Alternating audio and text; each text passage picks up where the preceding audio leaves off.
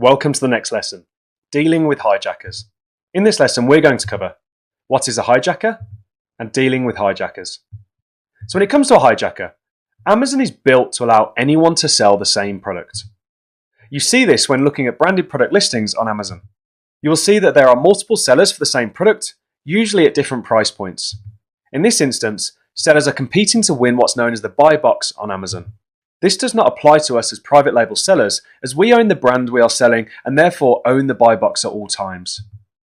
Sometimes you will see another seller listing your product for sale. This is referred to in the industry as hijacking. This is a very general term and is thrown around a lot and is not very accurate.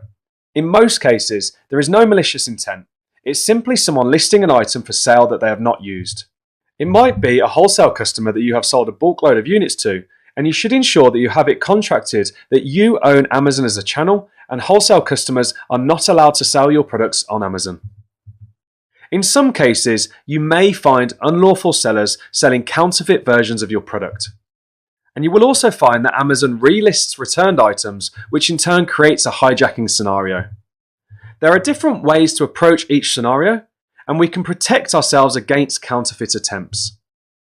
It is very important to act quickly to protect your brand on listing, as any product reviews gained as a result of counterfeit product sales will show up on your listing and have a negative effect on conversion and sales. So here's an example. As you can see on the third result here, there are more buying choices with 3 used and new offers available for this product. If I then click through to the product listing, you'll see that this buy box is currently owned by Utopia Deals, but there are 3 other sellers selling this product. When I click on those 3 other sellers, it will show me their offers. And in this instance, you can see that the other 2 are used and are actually sold by Amazon themselves under their warehouse deals. This generally happens when packaging has been damaged and their customers return the item. Amazon has deemed the product to still be usable and is selling it as a discounted product under their warehouse deals. In a different example, you can see on this listing, there are 10 other sellers selling this product and the current buy box is being sold by N-Touch. And when clicking through, you can see there are different sellers selling this product. Now, they may have the right to do so, but on your listings, on your products, they definitely don't. So if you go ahead and click the sold by, that will take you through to the seller. If you then click the storefront link under the name of the seller, that will show you all of the other products they're selling. You should protect your brand against counterfeit sellers being able to sell your products using Amazon's brand registry service, as you recently discovered. If it's one unit, often the fastest way to resolve it is to simply purchase the unit by going to the seller's storefront, clicking on your product, and then purchasing it from them. This usually happens when someone gets a free unit they don't want, or Amazon Warehouse resells a returned item.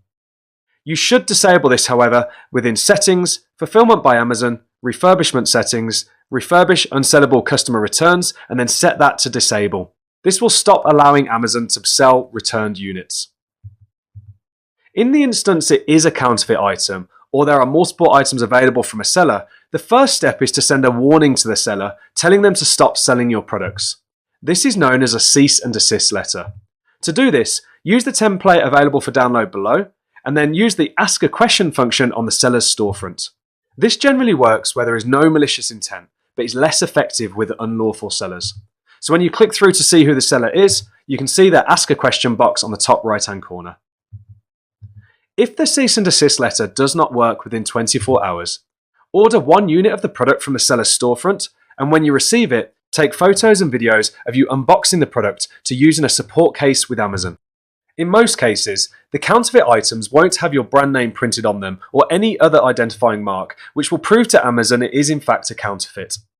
Once you have ordered the product, contact the hijacking seller again and let them know that you have ordered the product and will use it to raise a case with Amazon.